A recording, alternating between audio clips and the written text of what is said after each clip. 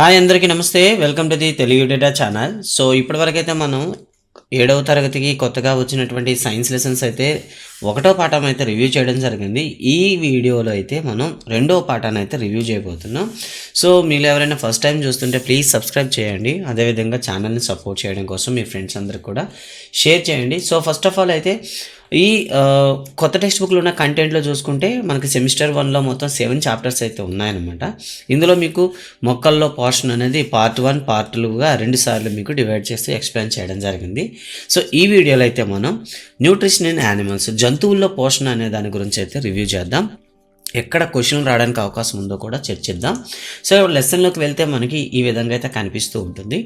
So ఇక్కడ మనం ఇక లెసన్లోకి వెళ్దాం. లైన్ టు లైన్ ఎక్స్ప్లెయిన్ చేసుకుంటూ ఎక్కడైతే ఎగ్జామ్ పాయింట్ ఆఫ్ వ్యూలో మనకు క్వశ్చన్ అడగడానికి అవకాశం ఉంటుందో వాటిని హైలైట్ చేసుకుందాం. కిరణజన్య సంయోగ క్రియ ద్వారా మొక్కలు తమ ఆహారాన్ని తామే తయారు చేసుకుంటాయి, కానీ జంతువులు చేయలేవని లాస్ట్ లెసన్లో అయితే మనం చెప్పుకున్నాం కదా. సో నేరుగా మొక్కలను తినడం ద్వారా లేదా పరోక్షంగా మొక్కలను తినే జంతువులను తినడం ద్వారా జంతువులు మొక్కల నుండి ఆహారాన్ని పొందుతాయి. అంటే డైరెక్ట్గా మొక్కలను తినొచ్చు. ఉదాహరణ శాకాహారులు అనేవి నేరుగా మొక్కలను తింటాయి, కానీ మాంసాహార జంతువులు అయితే మొక్కలను తినే శాకాహార జంతువులను తింటాయి. కొన్ని జంతువులు మొక్కలను జంతువులను రెండింటిని కూడా తింటాయి. సో ఉదాహరణకి మానవులతో సహా అన్ని జీవులు శరీరం యొక్క పెరుగుదల, మరమ్మత్తు, నిర్వహణ కోసం ఆహారం అవసరమని గుర్తుంచుకోండి. అంటే భూమి మీద బతికే ఏ జీవి అయినా సరే అది పెరగడానికి, నష్టపోయిన శరీర భాగాన్ని మరమ్మతు చేయడానికి, శరీరం నుండి అన్ని జీవక్రియలు నిర్వహించడానికి ఆహారం అవసరం. జంతు పోషణలో పోషకాలు ఆవశ్యకత, ఆహారం తీసుకునే విధానము, శరీరంలో దాని వినియోగం సమ్మిళితమై ఉంటాయి. ఇక్కడ చూడండి, పోషణ అంటే ఏమిటి అంటే ఇక్కడ పోషకాల ఆవశ్యకత ఉంటుంది. ఏవి మనకు అవసరం ఉంటుందో వాటిని తీసుకోవాలి. ఆహారం తీసుకునే విధానం పైన ఆధారపడి ఉంటుంది. అంతేకాకుండా అది శరీరంలో ఏ విధంగా వినియోగింపబడుతుంది అన్ని అంశాలను సమ్మిళితమై వివరిస్తే ఆ భాగాన్ని మనం జంతు పోషణ అని పిలుస్తాం. అయితే ఇక్కడ చూడండి, జంతు పోషణ గురించి ఈ లెసన్లు అయితే మనం చదువుదాం. ఆహారం అనేక అంశాన్ని కలిగి ఉంటుందని మీరు 6వ తరగతిలో చదివారు కదా. వివరాలు చెప్పండి అని ఇవ్వడం జరిగింది. అంటే మనకి సూక్ష్మ పోషకాలు, స్థూల పోషకాలు, అదేవిధంగా ఏవైతే ఉన్నాయో కార్బోహైడ్రేట్స్, ప్రోటీన్స్, ఫ్యాట్స్ అని చెప్తాం, విటమిన్స్ చెప్తాం, మినరల్స్ చెప్తాం. ఇవన్నీ కూడా మీరు 6th క్లాస్లో చదివే ఉంటారు. పిండి పదార్థాల వంటి ఆహార అంశాలు సంక్లిష్ట పదార్థాలు. చూసారా, పిండి పదార్థాలు అనేవి సంక్లిష్టమైన పదార్థాలు. ఈ సంక్లిష్ట పదార్థాలను అలాగే మనం ఉపయోగించలేం, కాబట్టి అవి సరళమైన పదార్థాలుగా విచ్ఛిన్నం చేయబడతాయి. ఆహారంలో విచ్ఛిన్నం చేయబడిన సంక్లిష్ట అంశాలను సరళమైనగా మారుతాయి అన్నమాట. అంటే మనం తీసుకునేది సంక్లిష్ట పదార్థం పొడవాటి చైన్లా ఉండొచ్చు, మొత్తం ఒక ఉచ్చులా ఉంటుంది. అలాంటిది మన శరీరంలో ఉండే కణాలు అనేవి నేరుగా శోషించుకోలేవు. దాన్ని ఏం చేస్తే సరళ పదార్థాలుగా మనం విచ్ఛిన్నం చేయడం అయితే జరుగుతుంది. మరి ఈ విచ్ఛిన్న ప్రక్రియనే మనం ఏమంటాము? జీర్ణక్రియ అంటాము. సంక్లిష్ట ఆహార పదార్థాలు శరీరానికి అవసరమయ్యే విధంగా ఓకేనా, సంక్లిష్ట పదార్థాలను కాస్త సరళ పదార్థాలుగా మార్చే ప్రక్రియనే మనం జీర్ణక్రియ అని పిలుస్తాం అనమాట. అయితే ఆహారం తీసుకునే వివిధ మార్గాల గురించి ఇప్పుడైతే ఒకసారి మాట్లాడుకోవాలి. అంటే శరీరంలోనికి ఆహారం తీసుకునే విధానం రకరకాల జీవుల్లో వేరుగా ఉంటాయి. తేనెటీగలు మరియు తేనెపిట్టలు పుష్పాల నుండి మకరందాన్ని పీల్చుకుంటాయి. అయితే మానవుడి విషయంలోకి వచ్చేసరికి ఓకేనా, నవజాత శిశువులు అనేక ఇతర జంతువుల పాలను ఆహారంగా తీసుకుంటారు.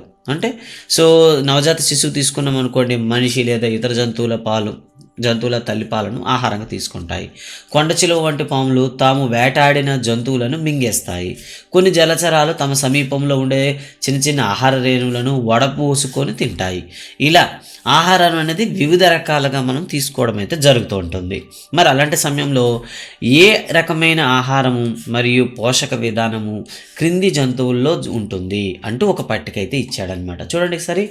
నత్త, చీమ, గ్రద్ద, తేనెపిట్ట, పేను, దోమ, సీతాకోకచిలుక, ఈగ అని ఇచ్చాడనమాట. ఇక అద్భుతమైన నిజం అంటూ ఒకటైతే ఇచ్చాడు. సముద్ర నక్షత్రం కాల్షియం కార్బోనేట్తో చేయబడిన గట్టి కర్పరాలతో ఏర్పడిన జంతువులను తింటుంది. చూడండి ఇక్కడ సముద్ర నక్షత్రం ఎప్పుడు కూడా కాల్షియం కార్బోనేట్తో కప్పబడిన గట్టి కర్పరాలతో ఉండే జంతువులను తింటుంది. కర్పరము తెరిచిన తర్వాత దాని లోపల గల మృదువైన జంతువులను తినడానికి సముద్ర నక్షత్రం తన నోటి ద్వారా జీర్ణాశయాన్ని బయటకు పంపుతుంది. అంటే ఆ కర్పరాల్లో ఉండేటటువంటి, ఉదాహరణకు ఆల్చిప్ప తీసుకున్నాం అనుకోండి, ఆ 2 కర్పరాలు ఓపెన్ చేసిన తర్వాత లోపల ఉండేటటువంటి ఏదైతే ఉందో జీవి, దాన్ని తినడం కోసం తన జీర్ణాశయాన్ని బయటకు పంపుతుంది. జీర్ణాశయం తిరిగి శరీరంలోనికి తీసుకుతుంది. ఆహారం నెమ్మదిగా జీర్ణం అవుతుంది. ఇలా అయితే మనకు ఏ విధంగా స్టార్ ఫిష్ అయితే తీసుకుంటుందో మనకైతే ఎక్స్ప్లెయిన్ చేశాడు. ఇక మానవులో జీర్ణక్రియ, ఇక్కడ చూడండి, ఈ టాపిక్ అనేది మీకు 8th ఉంటుంది, 9th ఉంటుంది, 10th కూడా ఉంటుంది. 10th 2 సార్లు వస్తుంది ప్రస్తుత సిలబస్లో. మానవుల్లో జీర్ణక్రియ ఏ విధంగా జరుగుతుంది? మన నోటి ద్వారా ఆహారాన్ని తీసుకొని జీర్ణం చేసుకొని వినియోగించుకుంటాము. ఆహారంలో వినియోగించబడని ఆహారాంశాలను మలముగా విసర్జించబడతాయి. అంటే ఆహారం జీర్ణం చేసుకోవడం జరుగుతుంది, జీర్ణం కాని పదార్థాలను మలం రూపంలో బయటకు పంపిస్తాం. శరీరంలో ఆహారానికి ఏం జరుగుతుంది అని మీరు ఎప్పుడైనా ఆశ్చర్యపోయారా? ఆహారం ఆశకుహరం వద్ద ప్రారంభమై పాయువు వద్ద అంతమవుతుంది. సో ఇక్కడ ప్రశ్న రావడానికి ఉంటుంది. అంటే మానవ శరీరంలో అన్నవాహిక అని పిలుస్తామండి. సో మొత్తాన్ని చూడండి ఒకసారి, అన్నవాహిక అని పిలుస్తాం, నాట్ వాటిక, అన్నవాహిక.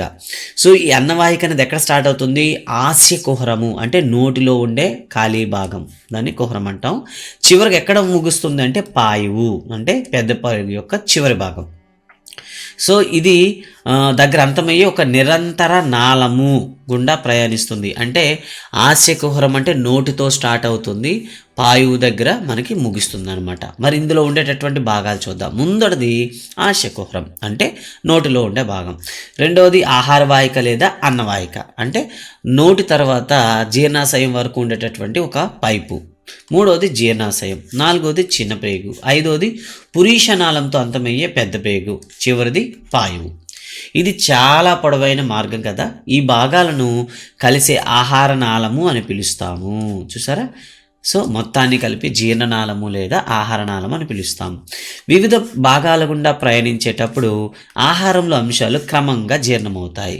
జీర్ణాశయము చిన్న ప్రయోగుల లోపల గోడలు మనకి ఎలా ఉంటాయంటే లాలాజల గ్రంథులు, కాలేయము, క్లోమము వంటి ఆహారనాళంతో సంబంధం ఉన్న వివిధ గ్రంథులు జీర్ణరసాలను స్రవిస్తాయి. అంటే చిన్న ప్రేగులు కావచ్చు, జీర్ణాశయం కావచ్చు, లాలాజల గ్రంథులు, అలాగే కాలేయము, క్లోమం వంటి గ్రంథుల్లో మనకి కొన్ని జీర్ణరసాలు అయితే విడుదలవుతాయి. ఈ జీర్ణరసాలు ఆహారంలోని సంక్లిష్ట పదార్థాలను మనకేమవుతాయి?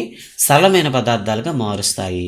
జీర్ణ వ్యవస్థ మరియు అనుబంధ గ్రంథుల్ని కలిపి జీర్ణ వ్యవస్థను ఏర్పరుస్తాయి.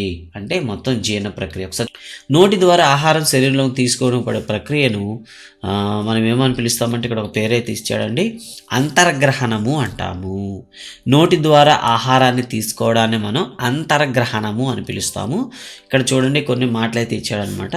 కొన్ని సంవత్సరాల క్రితం మీరు దంతాలు ఊడిపోవడం మీరు గుర్తుందా? చిన్నపిల్లలు కాబట్టి మనం కాదు.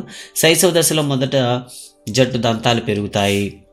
అవి 6 నుండి 8 సంవత్సరాల మధ్య వయసులో ఊడిపోతాయి. వీటినే మనం పాల దంతాలు అంటాం. వాటిని భర్తీ చేసే రెండవ జట్టు దంతాలను శాశ్వత దంతాలు అంటారు. ఇవి జీవితాంతం ఉండవచ్చు, లేదా వృద్ధాప్యములు లేదా ఏదైనా దంతవ్యాధి కారణంగా ఊడిపోవచ్చు. ఇలా మనకి 2 దంతాలు అయితే 2 సార్లు వస్తాయి అన్నమాట. మరి ఇంకా చూడండి, కనిపించే బాగా మెలి తిరిగిన చిన్న ప్రేగును ఆకర్షితుడయ్యాడు. అతడు దాని పొడవు తెలుసుకోవాలనుకున్నాడు. మీరు ఊహించగలరా?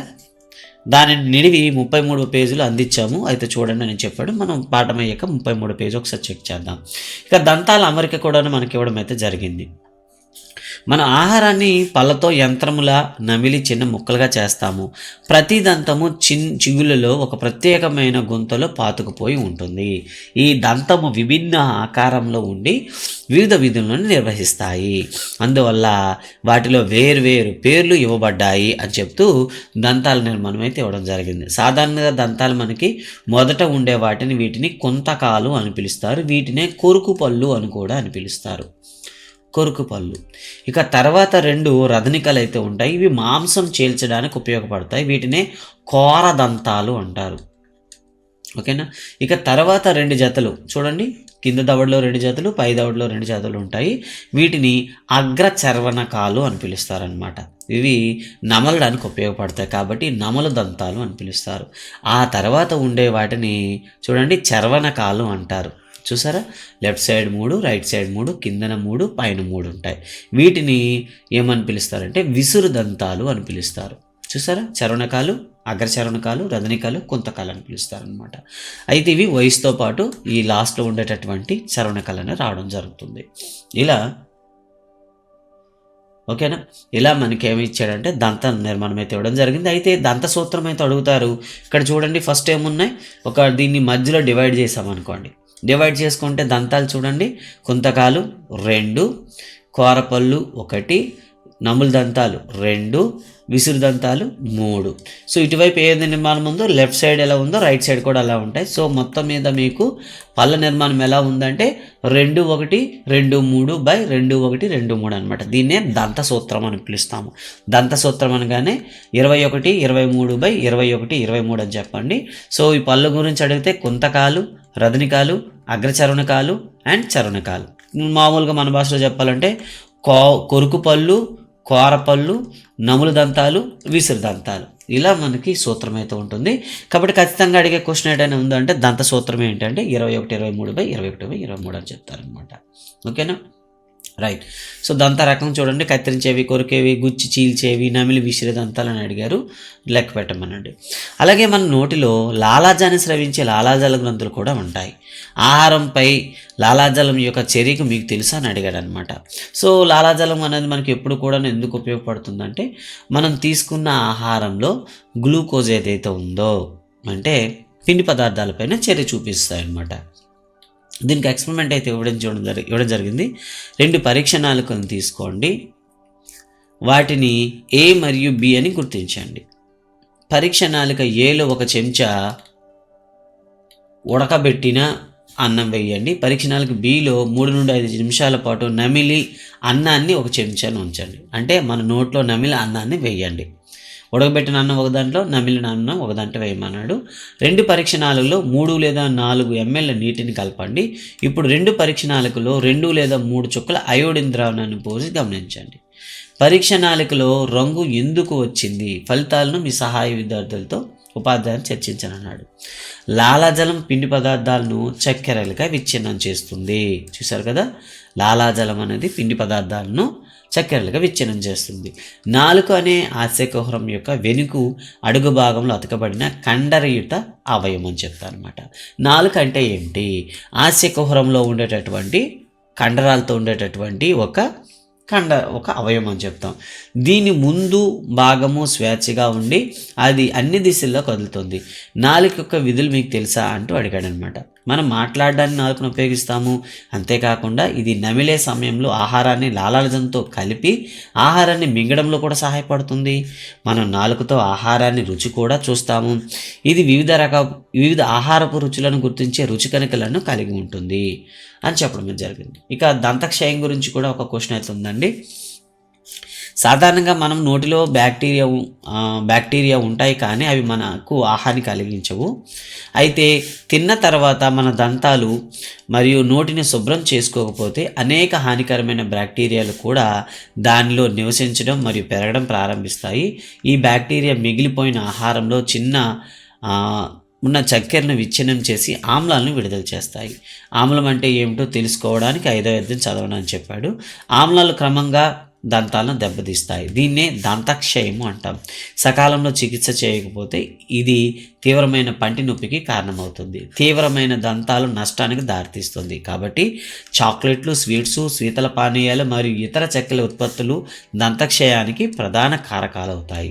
అందువల్ల ఒక బ్రష్ లేదా వేప పుల్ల లేదా డెంటల్ ప్లస్ అంటే 2 దంతాల మధ్య చిక్కుకున్న ఆహారాన్ని బయటకు తీసుకోవడం కూడా ఒక ప్రత్యేకమైన దారం అనమాట. రోజుకు 2 సార్లు దంతాలను శుభ్రం చేయాలి. ప్రతిసారి భోజనం తర్వాత నోటిని నీటితో పుక్కిలించాలి, శుభ్రం చేసుకోవాలి. అలాగే నోటిలో మురికి వేళ్లను, అపరిశుభ్రమైన వస్తువులను పెట్టుకోకూడదు అంటూ మనకైతే ఇవ్వడం జరిగింది. ఓకేనా. మరి కొన్నిసార్లు హడావడిగా తింటుంటాం. తినేటప్పుడు మాట్లాడినా లేదా నవ్వినా మీకు దగ్గు, ఎక్కులు లేదా ఉక్కిరి బిక్కిరి కావచ్చు. అంటే ఆహార శ్వాసనాళంలోకి ప్రవేశించేటప్పుడు ఇది జరుగుతుంది. శ్వాసనాళం నాసికా రంధ్రాల నుండి ఊపిరితిత్తులకు గాలిని చేరవేస్తుంది. ఇది ఆహార నాళానికి ఆనుకుని ఉంటుంది. కానీ గొంతు లోపల గాలి మరియు ఆహారం ఒకే మార్గాన్ని పంచుకుంటాయి. అలాంటప్పుడు ఆహారం శ్వాసనాళంలోకి ప్రవేశించకుండా ఎలా నిరోధించబడుతుంది? మన ఆహారం మింగేటప్పుడు ఒక మూత వంటి కవాటం శ్వాసనాళం యొక్క మార్గాన్ని మూసివేసి ఆహారాన్ని ఆహార నాళంలోకి వెళ్ళేలా చేస్తుంది. ఒకవేళ అనుకోకుండా ఆహారం శ్వాసనాళం ప్రవేశిస్తే మనం ఉక్కిరి బిక్కిరి అయినట్టు ఎక్కిళ్ళు లేదా దగ్గు వచ్చినట్లు కనిపిస్తుంది. అందుకే భోజనం చేసేటప్పుడు మనం ఏమరపాటుగా ఉండకూడదు అని చెప్తాను అనమాట. ఇది అండి. సో ఇప్పటి వరకు అయితే ఈ భాగంలో మనం 4 వరకు అయితే చెప్పుకున్నాం. నెక్స్ట్ భాగంలో మనం ఆహార వాహిక, అన్నవాహికల గురించి అయితే చర్చిద్దాం. సో ఈ వీడియో పైన మీ కామెంట్స్ కానీ, సలహాలు కానీ, సందేహాలు ఉంటే ఖచ్చితంగా కింద కామెంట్స్లో ఎక్స్ప్లెయిన్ చేయండి. So thank you guys, thank you very much. జై హింద్.